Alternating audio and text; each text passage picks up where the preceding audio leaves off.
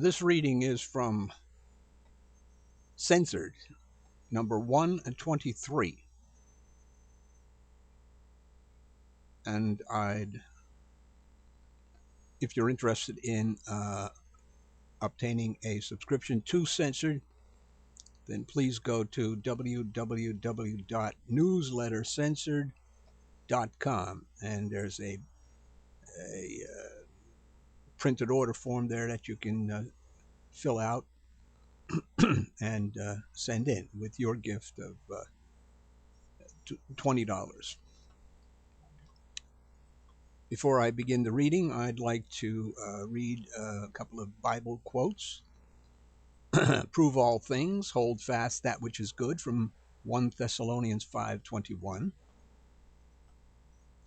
He that oppresses the poor to increase his riches, and he that gives to the rich shall surely come to want. Proverbs 22:16. Something that Wall Street does not believe in, I can say up front. He that makes haste to be rich shall not be innocent. Proverbs 28, verse 20. And boy, that was the Wall Street leading up to the 2007-2008 financial meltdown, wasn't it? As the nail sticks to the stone, so sin sticks to buying and selling. Ecclesiastes 27, verse 2. A little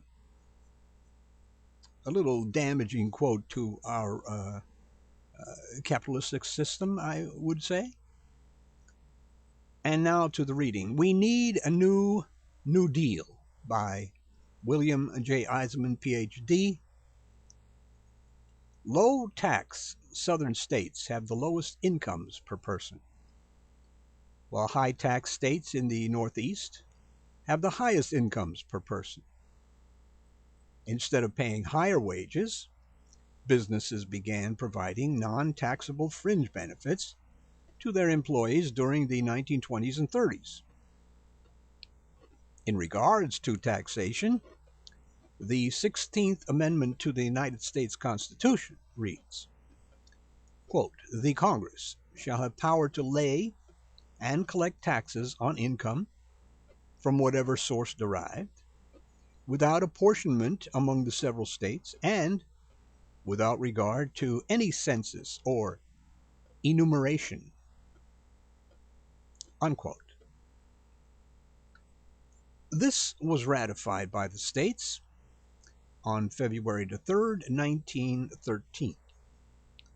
The system was a progressive tax system. The more one made, the more one paid. The income tax is a fair tax.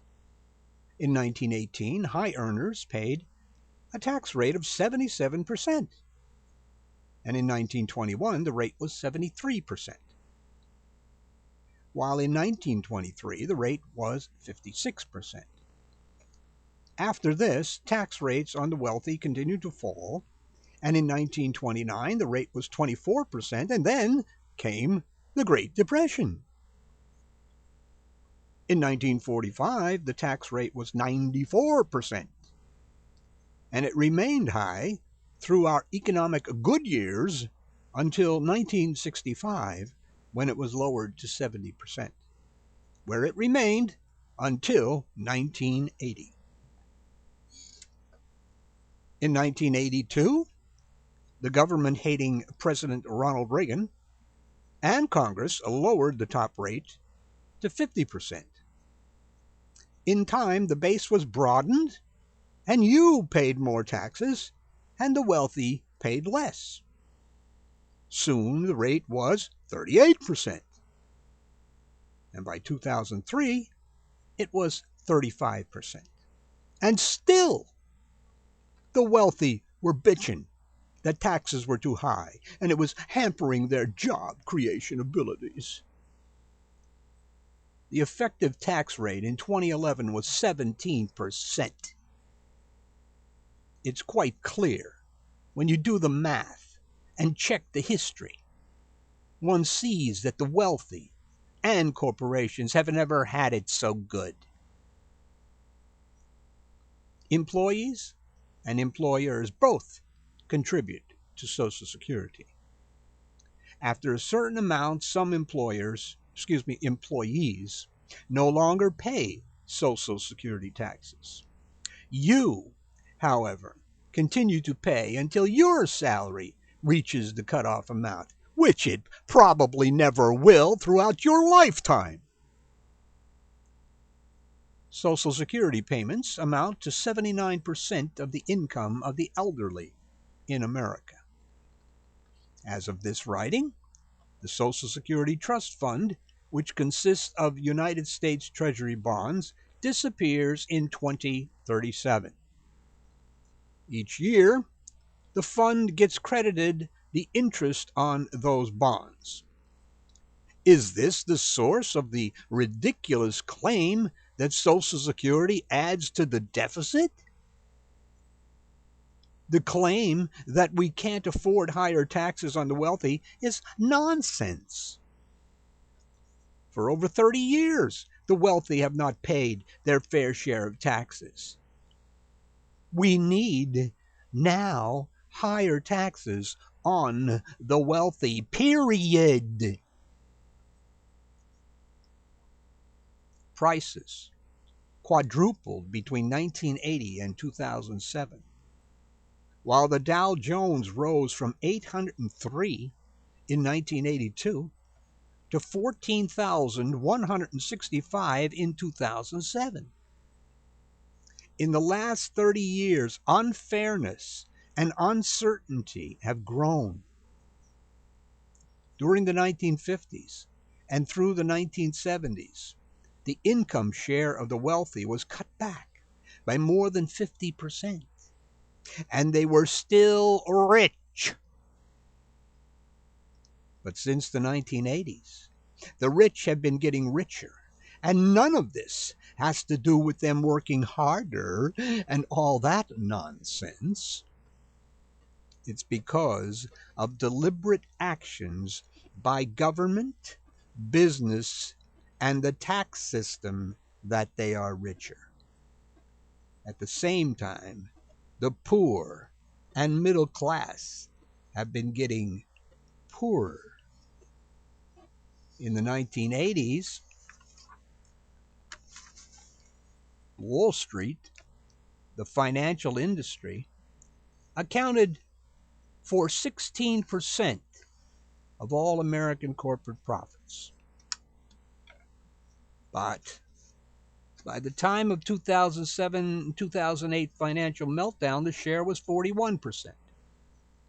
Since 2007, 40% of the value of publicly traded companies is gone, and trillions of dollars worth of home equity is no more, along with over 5 million jobs.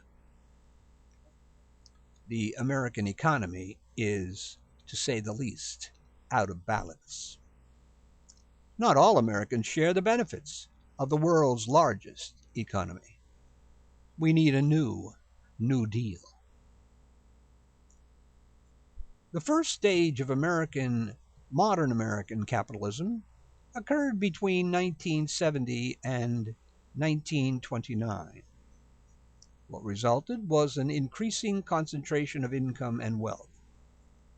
The second stage was evident between 1947 and 1975, which resulted in a more broadly shared prosperity. While the third stage, from 1980 to 2010, saw another increase of concentration of wealth. What becomes clear is that the fundamentals of our economy are skewed. The results are a distorted distribution of income. However, this distortion is not by chance. It was man-made. It was deliberate.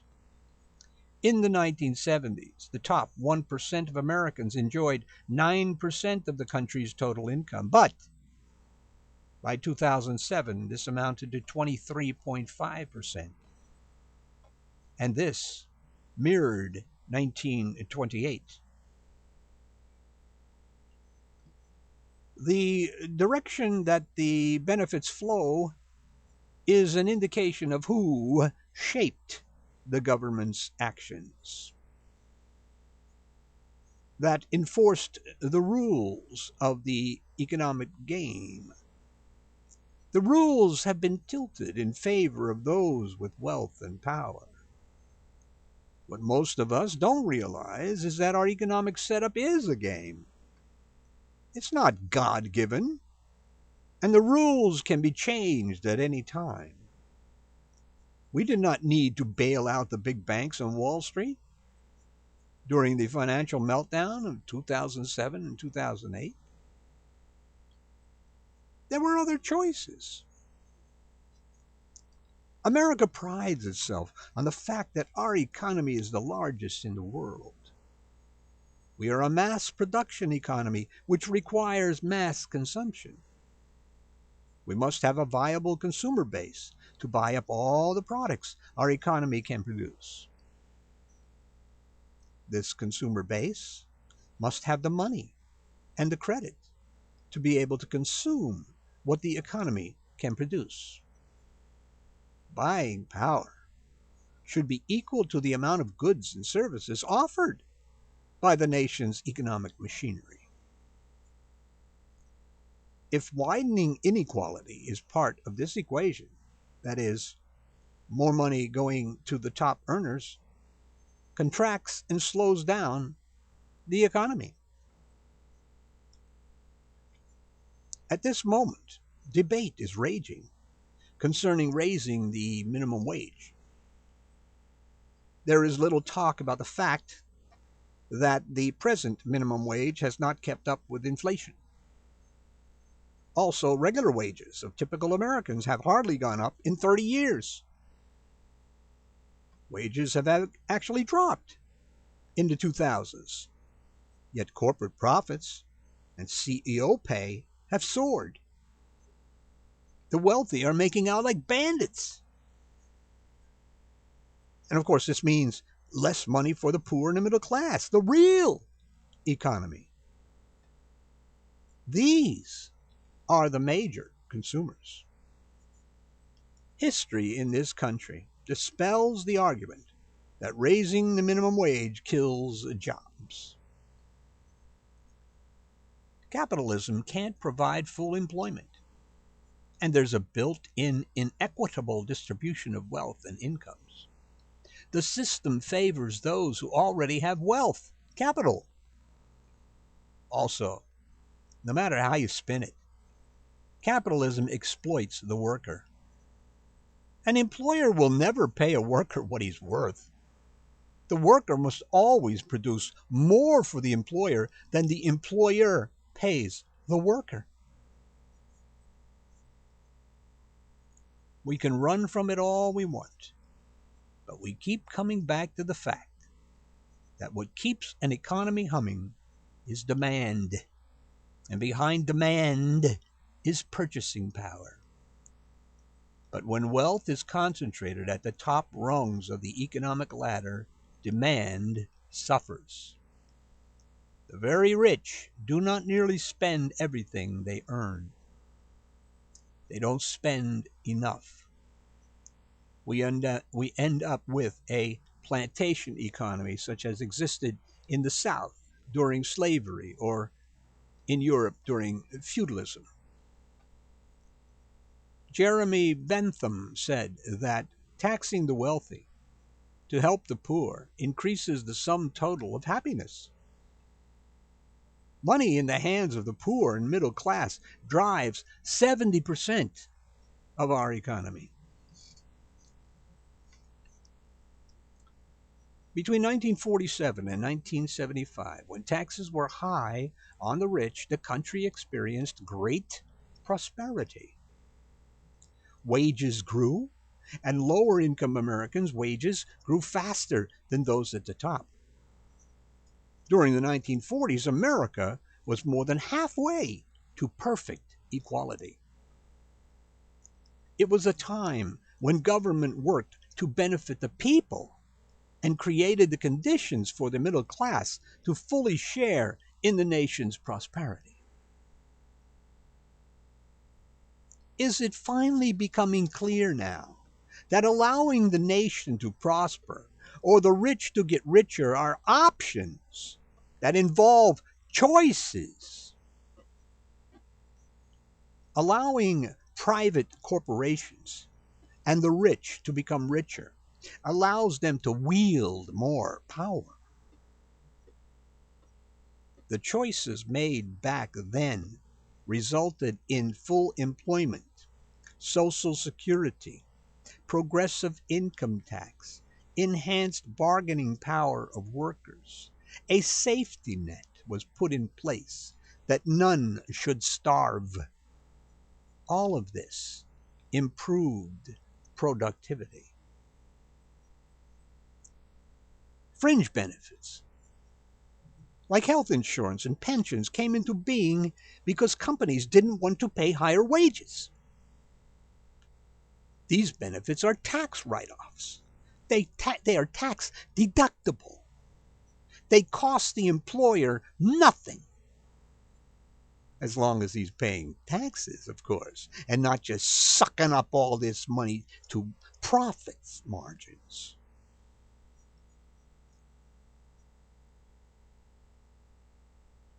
These benefits, every time an employer complains about these costs, he's lying. Fringe benefits are gifts to the worker. But how many workers might like higher wages so they can buy their own health insurance or plan their own retirement fund, which the employer could not weasel out of? As pointed out in many past issues of Censored, free markets don't exist, and markets tend to concentrate wealth and income in the wrong hands, which is disastrous to an economy as well as society. Concentrated wealth threatens the integrity and cohesion of our society. It also undermines democracy and has done so in America. About 70 to 80% of us no longer have the purchasing power to buy what our economy can produce. Too much income is concentrated in those occupying the top rungs of the income ladder. The result is what we Americans must be prepared to experience: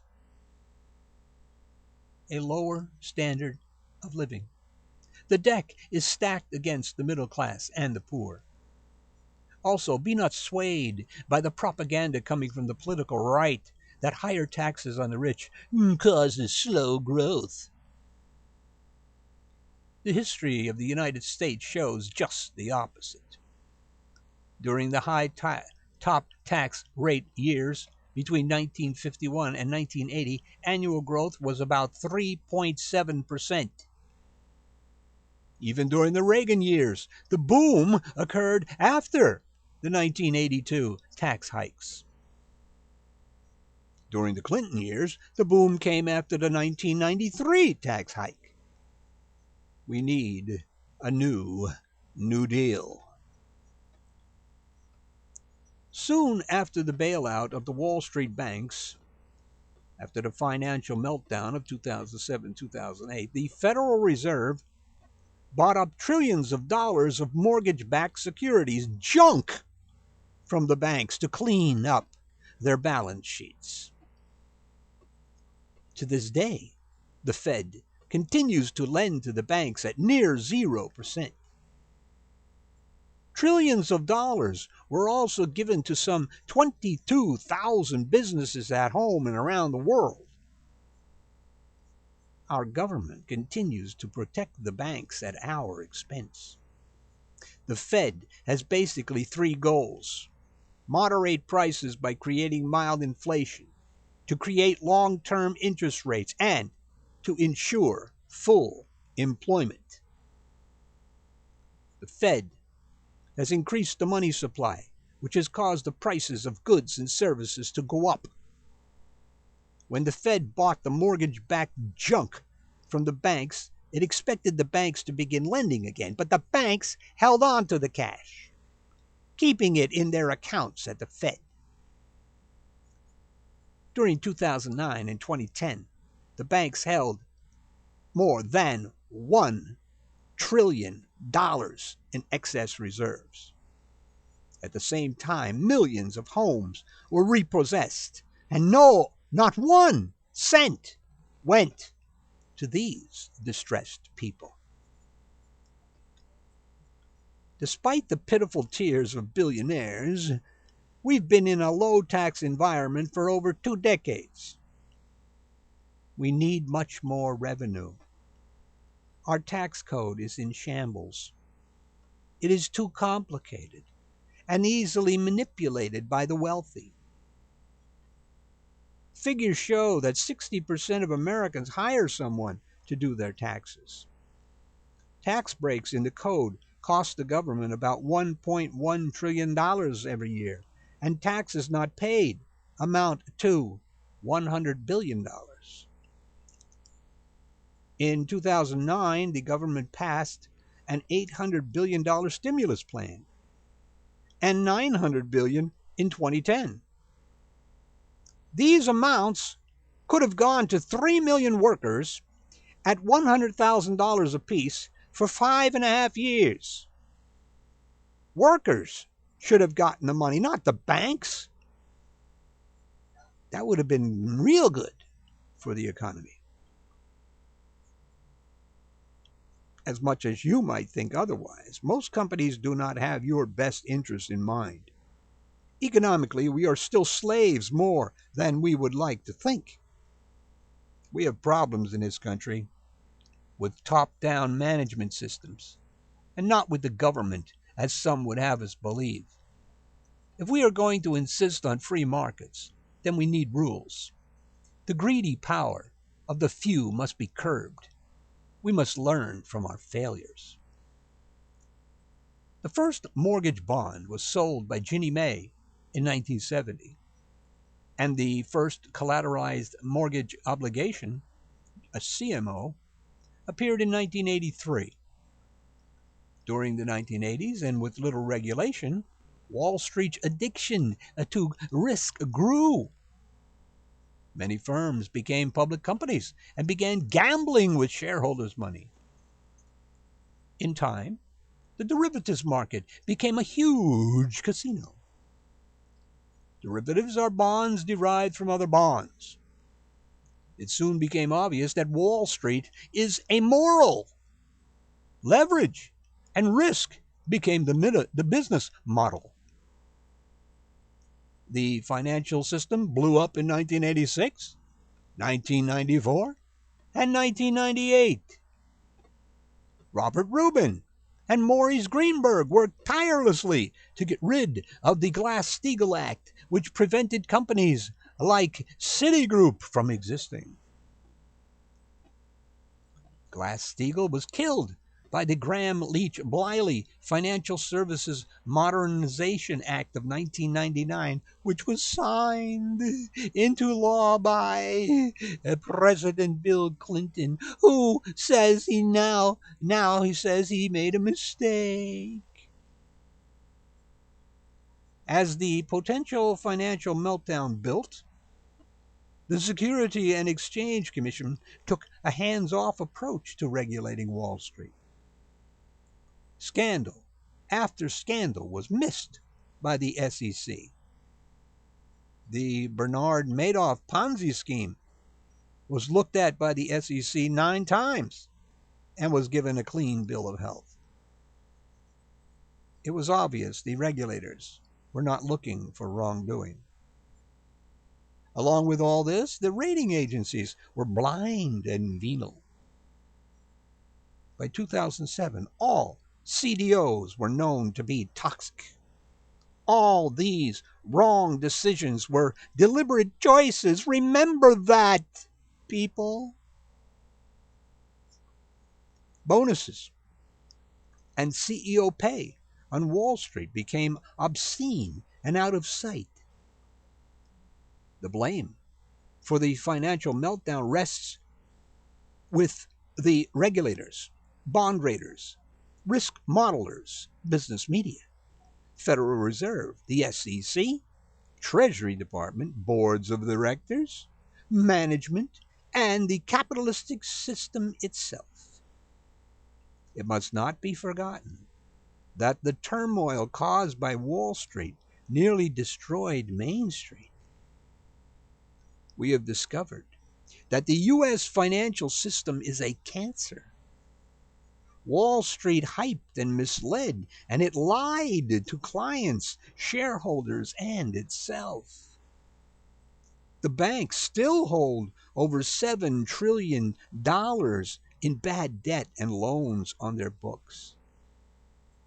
What is disheartening is that Wall Street can do it again. Too big to fail lives on. We need a New Deal. The end. Remember, for your free subscription to Censored, go to www.newslettercensored.com and print out the order form and fill it out, send it in with your gift of $20, and you'll get a free subscription, a year subscription to Newsletter Censored.